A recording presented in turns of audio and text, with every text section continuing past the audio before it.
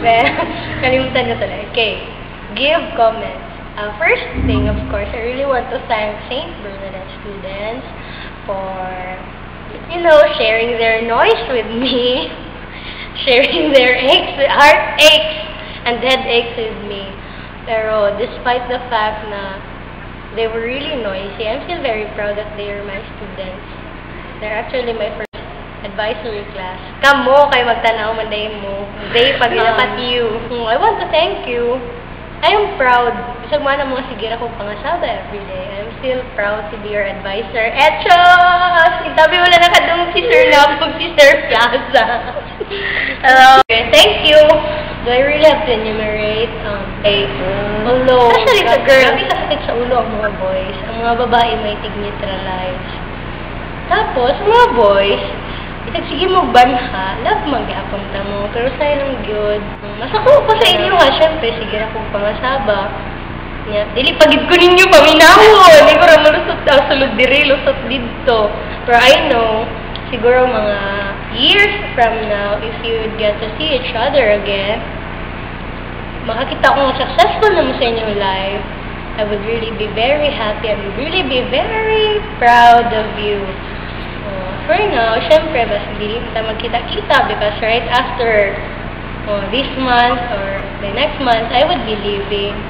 Pero ang tawag, dili ko ninyo makalimutan ang inyong teacher nga walay buot, rocker, abnormal gamay, sige pangasaba sa inyo. And of course, who in another way may not really show you how I really love you, pero deep inside, of course, I am proud to be your advisor, and I really love you from the bottom of my heart. Char! Hypothalamus, whatever you call it. And I hope that by next year, improve na namin yung mga attitude. Siyempre, please, be mature enough to handle things. Dili na mo magsinungugay, umis na ko ang inyong mga ilong, inyong mga BJ, inyong mga, sa pamanay tawag, sumagay, ma'am. Talib, sa pala si Retch. Sino pa? Ang mga palahubog din ha? Si Kuya. Panay niyo mga tawag, ang baki, ang kabaw. Iro, mama. Ang iro, wow. Na-miss tagid mo, as in super miss.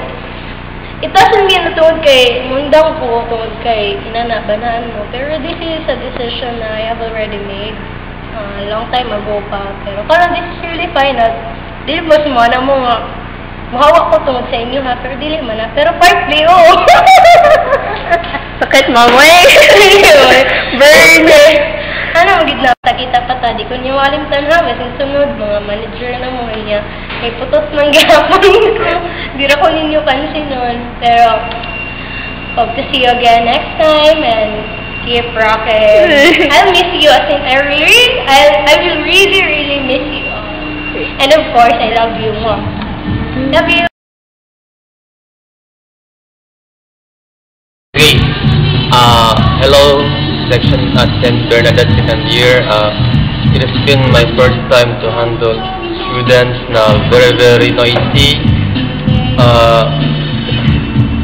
In terms of dealing with students like you, I think I will hope that next year will be mature. Not like this year, this year, the past year.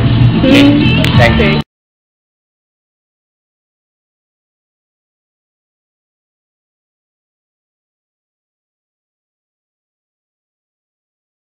Magandang hapon sa lahat, lalong-lalo na sa pinaka-favorite na section ko, ang second year St. Bernadette.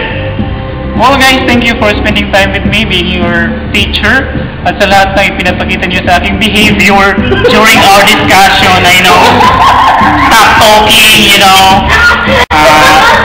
Kiran, ang dami lang hindi ko makakalimutan ang estudyante sa St. Bernadette.